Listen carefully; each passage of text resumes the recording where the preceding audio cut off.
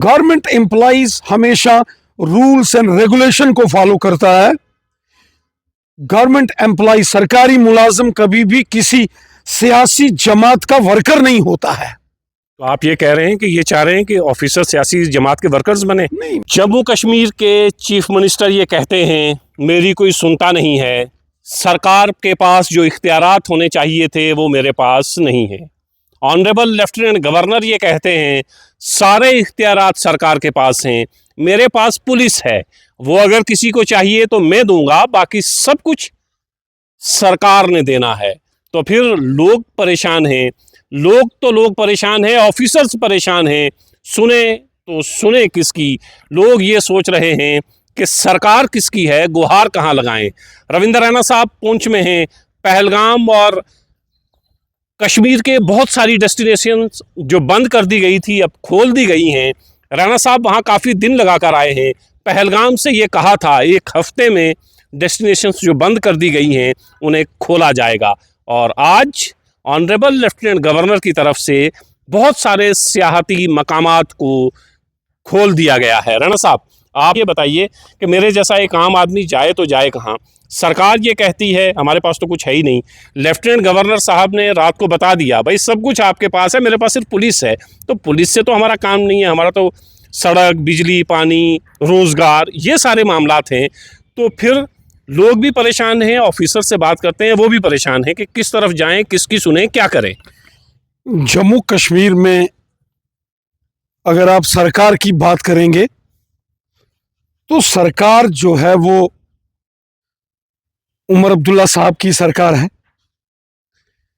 चूंकि Jammu Kashmir union territory है, मरकज के ज़ेर इंतजाम यूटी का दर्जा है जम्मू कश्मीर को, और इसलिए कुछ इख्तियारात, कुछ कॉन्स्टिट्यूशनल रेस्पॉन्सिबिलिटीज लेफ्टिनेंट गवर्नर साहब के पास भी हैं। क्योंकि यूटी में कॉन्स्टिट्यूशनल प्रोविजंस होते हैं कि हुकूमत की निगरानी लेफ्टिनेंट गवर्नर साहब को करनी पड़ती है। रही बात काम की, तो जो अलग अलग डिपार्टमेंट्स हैं, अगर किसी को सड़क की प्रॉब्लम है, बिजली की प्रॉब्लम है, पानी की प्रॉब्लम है, किसी जगह अगर फूड सिविल सप्लाईज के मामला का कोई मामला है, कहीं कोई स्कॉलरशिप के मामले हैं, तो ये सारी चीज़ें चुनी हुई सरकार के ज़ेरे इख्तियार में हैं। और चुनी हुई सरकार को लोगों की दरपेश जो मुश्किलातें हैं उस पर नजरसानी करनी होगी। जो जिम्मेवारी उन्होंने ली है, क्योंकि उन्होंने हलफ लिया है कि वो लोगों की खिदमत करेंगे और वो उनको करना चाहिए। ये रेस्पॉन्सिबिलिटीज अपने कंधों से दूसरों के कंधों पर शिफ्ट नहीं करनी चाहिए। रेस्पॉन्सिबिलिटीज को ओन करना पड़ेगा। आप किसी पर इल्जाम तराशी नहीं कर सकते। हाँ, लेफ्टिनेंट गवर्नर साहब की एक कॉन्स्टिट्यूशनल पोजीशन है जो केवल जम्मू कश्मीर यूटी में नहीं है। अगर दिल्ली है, पौंडीचेरी है, तो वहां भी तो लेफ्टिनेंट गवर्नर्स का जो रोल है वो रोल वहां के एलजी साहिबान अदा करते हैं ना। बिल्कुल। और जम्मू कश्मीर में कोई इलेक्शन के बाद यूटी तो बनी नहीं।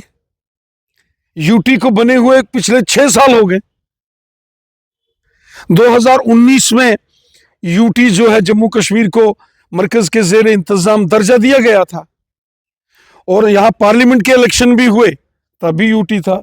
जब यहां से लगभग 10 महीने पहले असेंबली के इलेक्शन सितंबर के महीने में हुए तब भी यूटी थी। मेरा मानना है कि आपस में रस्साकशी, आपस में जो है वो तनातनी, एक दूसरे पर इल्जाम तराशी करने के बजाय आपस में मिलकर काम करना चाहिए।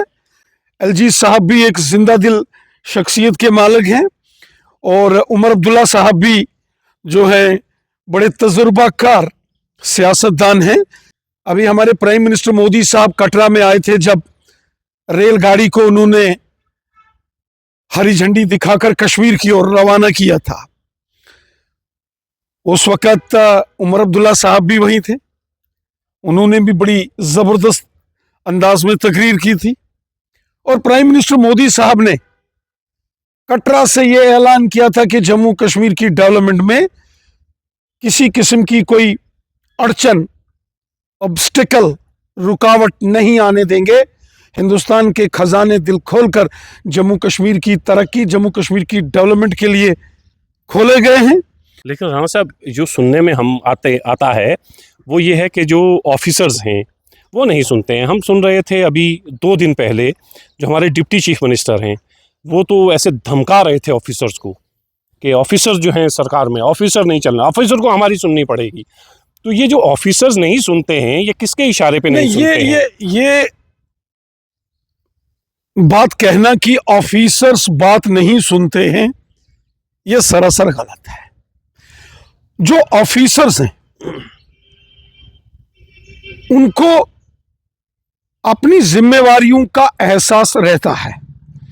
अगर कोई Jammu Kashmir administrative services JKAS के ऑफिसर्स हैं या IAS ऑफिसर्स हैं, IPS ऑफिसर्स हैं, KPS हैं, या अलग अलग डिपार्टमेंट्स में अलग अलग जिम्मेवारियां निभा रहे जितने भी गवर्नमेंट एम्प्लॉयज हैं, सरकारी मुलाजिम हैं, उनको एक दायरे में रहकर काम करना होता है और उनका दायरा उनके डिपार्टमेंट के रूल्स होते हैं। गवर्नमेंट एम्प्लॉयज हमेशा रूल्स एंड रेगुलेशन को फॉलो करता है। गवर्नमेंट एम्प्लॉय, सरकारी मुलाजिम कभी भी किसी सियासी जमात का वर्कर नहीं होता है। तो आप ये कह रहे हैं कि ये चाह रहे हैं कि ऑफिसर सियासी जमात के वर्कर्स बने? नहीं, मैं ये नहीं कहता हूं, लेकिन मैं इतनी बात जरूर कहूंगा कि जम्मू कश्मीर के मुलाजिम वो भी हमारे भाई बहन हैं, हमारे नौजवान हैं, हमारे साथी हैं। हमने तो कभी नहीं देखा। मैं जम्मू रीजन में जाता हूं, वादी कश्मीर जाता हूं, मुझे आम लोगों के मुतालिक जो मामलात होते हैं, अगर मैं कहीं किसी ऑफिसर से गुजारिश करता हूं या किसी शख्स का लेटर में रिक्वेस्ट करता हूं किसी सीनियर ऑफिसर को, वो काम होते हैं ना। अगर फोन से किसी ऑफिसर के जेरे गौर कोई मामला लाया जाए, वो होता है ना। रूल्स वायलेट नहीं हो सकते हैं, रूल्स को कोई भी वायलेट नहीं कर सकता। सिस्टम, सरकारें, ये कानून के हिसाब से चलता है और कानून से बड़ा कोई नहीं होता है। इसलिए ये बात कहना कि सरकारी मुलाजिम जो हैं वो काम नहीं करते हैं, ये इनजस्टिस है लाखों गवर्नमेंट एम्प्लॉयज के साथ जो दिन रात मेहनत करते हैं। लेकिन सरकारी मुलाजमों की एक पाबंदी होती है कानून के मुताबिक काम करने की, और उनको वो फॉलो करना होता है। लेकिन राणा साहब, चीफ मिनिस्टर यहाँ आते हैं, उनसे कहा जाता है कि ये जो लोग जो मारे गए हैं, शहीद हुए हैं, इनके परिवार वालों को नौकरी दें। चीफ मिनिस्टर साहब कहते हैं मैं कश्मीर जाऊंगा और कैबिनेट की मीटिंग बुलाऊंगा, फिर देखेंगे हम कर सकते हैं या नहीं कर सकते। LG साहब आते हैं, लेटर दे के चले जाते हैं, अनाउंस कर देते हैं। उमर अब्दुल्ला साहब कहते हैं कि ये जितने भी सियाहती मकामात बंद कर दिए गए हैं ये 15 दिन में खुल जाएंगे। राणा साहब जाते हैं, कहते हैं 1 हफ्ते में खुल जाएंगे, दूसरे दिन खुल जाते हैं। तो इससे भी तो लगता है ना कि पावर्स जो हैं आपके पास है। देखिए, जहां तक बात है जम्मू कश्मीर के ऑनरेबल चीफ मिनिस्टर साहब की और लेफ्टिनेंट गवर्नर साहब की, दोनों मिलकर काम कर रहे हैं और दोनों में बहुत अच्छा तालमेल है। अब अगर कहीं किसी किस्म की कोई दिक्कत परेशानी है, वो भी आपसी बातचीत के जरिए हल की जा सकती है। दुनिया में कौन सी ऐसा इशू है जो कि आपस में बातचीत के जरिए हल नहीं हो सकता। यूक्रेन और रूस की जंग हुई, बिल आखिर अब धीरे धीरे आपसी गुफ्तगू पर आए हैं, बातचीत पर आए हैं। तो ये कोई जंग तो है नहीं है, और ना ही इसको जंग का अखाड़ा बनाना चाहिए।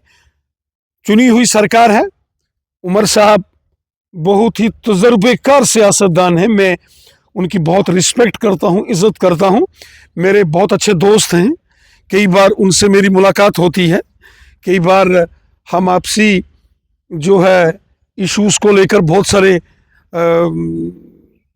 जो क्रिटिकल इश्यूज़ होते हैं उसको आपस में डिस्कस करते हैं। 22 अप्रैल के बाद और ऑपरेशन सिंदूर और उसके बाद कई मरतबा हमने आपस में बिलखुसूसन बॉर्डर के एरियाज को लेकर, जम्मू, रजौरी, पुंछ को लेकर बहुत बार हमने गुफ्तगू की। आपस में मिलजुल कर लोगों की खिदमत कैसे हो सके उस पर विचार करना है। रही बात इलेक्शंस की या आपसी सियासी रस्साकशी की, अभी लगभग 10 महीने हुए हैं सरकार को, अभी 4 साल बचे हैं, तो जो सियासी दंगल होगा वो लगभग 4 साल के बाद होगा। इन 4 सालों में चुनी हुई हुकूमत को और उनके जो सारे साथी हैं उनको लोगों की खिदमत करनी है। आज अगर तबाहकुन गर्मी है, पीने के पानी की प्रॉब्लम है, तो इसको हल किसने करना है? जो चुनी हुई सरकार है। बिजली की प्रॉब्लम है, राशन की प्रॉब्लम है, अगर सड़कों में दिक्कत है तो इसका हल किसने करना है? ये तो चुनी हुई सरकार ने करना है। और मैं उम्मीद करता हूं कि आने वाले दिनों में और मेहनत के साथ जो है सरकार को काम करना चाहिए, और बिलखुसूसन जो अपने वादे हैं जो इलेक्शंस में किए हैं वो भी उनको पूरे कर रहे हैं। राणा साहब, एक आखिर में बता दीजिएगा, पहलगाम से मैं कल बहुत सारे वीडियोस देख रहा हूं, आपने बहुत सारे दिन पहलगाम में लगाए, वहां लोगों से मिले, क्रिकेट खेलते हुए आप दिखाई दिए, तो क्या लगता है उसके बाद कल से अब वो सियाहती मकामात जो बंद कर दिए गए थे बेशतर उसमें से खोल दिए गए हैं, तो कश्मीर का ये जो टूरिज़्म है ये लौटेगा वापस, और आप क्या कहेंगे इस हवाले से? 22 अप्रैल को जो पहलगाम में हुआ वो न केवल सयाह जो टूरिस्ट थे, केवल टूरिस्टों पर हमला नहीं था, वो कश्मीर पर हमला था, कश्मीरियत पर हमला था, वो इंसानियत को तार तार किया गया। और जैसे ही ये हमला बेसरन पहलगाम में हुआ, वो पहलगाम के लोग थे जो नंगे पांव भागकर वहां बेसरन पहुंचे और जख्मी लोगों को अपने हाथों पर उठाकर उनको हॉस्पिटल लाया, और जो लोग शहीद हो गए उनके घर वालों तक पहुंचाने में पहलगाम के लोगों ने, कश्मीर के लोगों ने मदद की। कश्मीर के लोगों ने मुझे याद किया था, मैं श्रीनगर डल झील, शालीमार गार्डन, निशात गार्डन और पहलगाम, कुकरनाग, वेरीनाग, अनंतनाग, मारतंड, मटन, हर जगह पहुंचा, और मैंने देखा कि टूरिज्म की वीरानी सी छाई है। और हमने पहलगाम की सरजमी से पूरे हिंदुस्तान को, पूरी दुनिया को एक दावत दी है, आइए कुछ दिन तो गुजारिए कश्मीर में। अमिताभ बच्चन साहब ने गुजरात के टूरिज्म को प्रमोट करने के लिए एक पैगाम दिया था, कुछ दिन तो गुजारिए गुजरात में, और हमने कश्मीर की सरजमी से, पहलगाम से एक पैगाम, एक दावत पूरे हिंदुस्तान को, पूरी दुनिया को दी है, आइए कुछ दिन तो गुजारिए जम्मू कश्मीर में, आइए गुजारिए कुछ दिन धरती के स्वर्ग जम्मू कश्मीर में। ये जम्मू कश्मीर हिंदुस्तान का ताज है, ये जम्मू कश्मीर हिंदुस्तान का मुकुटमणि है, crown of India Jammu Kashmir को कहा जाता है। और जम्मू कश्मीर हिंदुस्तान की टूरिज्म कैपिटल है, जैसे हिंदुस्तान की फाइनेंशियल कैपिटल मुंबई है, एडमिनिस्ट्रेटिव कैपिटल दारुल हुकूमत दिल्ली है, इसी तरह टूरिज्म कैपिटल ऑफ इंडिया वो जम्मू कश्मीर है। और मैंने पूरे मुल्क के लोगों से आह्वान किया है कि हमें जम्मू कश्मीर में आना है। पहलगाम के दहशतगर्दाना हमले के बाद किस तरीके से कश्मीर के नौजवान, बच्चे, बुजुर्ग, माताएं, बहनें तिरंगे झंडे लेकर वो सड़कों पर निकले और उन्होंने नारा दे दिया, हम हिंदुस्तानी हैं, हिंदुस्तान हमारा है। और फिर कश्मीर के लोगों ने ही नारा दिया, दहशतगर्दी नामंजूर, नामंजूर। कश्मीरियों के इन जज्बातों को, इस देशभक्ति, इस हुब्बुल वतनी को पूरा हिंदुस्तान सल्यूट करता है। और इसलिए मैं खुद कश्मीर में गया और मैंने कश्मीर की उस सरजमी से पूरे हिंदुस्तान को, पूरी दुनिया को वापस जम्मू कश्मीर में आने की दावत दी है। आइए गुजारिए कुछ दिन कश्मीर में। रविंदर रैना साहब, कुछ दिन कश्मीर में गुजारिए। पहलगाम के बाद जो कुछ हुआ और कश्मीर के टूरिज़्म पर जो इसका असर पड़ा, उसे आहिस्ता आहिस्ता उस धूल को छटने का काम रविंदर रैना साहब कर रहे हैं। नारा कश्मीर से कि कुछ दिन तो गुजारिए जम्मू और कश्मीर में। और दूसरी अहम बात, सरकारी ऑफिसरान काम ज़रूर करते हैं, लेकिन एक दायरे के अंदर, जब उस दायरे से बाहर लाने की कोशिश सरकारी ऑफिसरान को की जाती है तो फिर दिक्कत सरकारी ऑफिसरान को कम, हमारे चुने हुए नुमाइंदों को ज़्यादा होती है।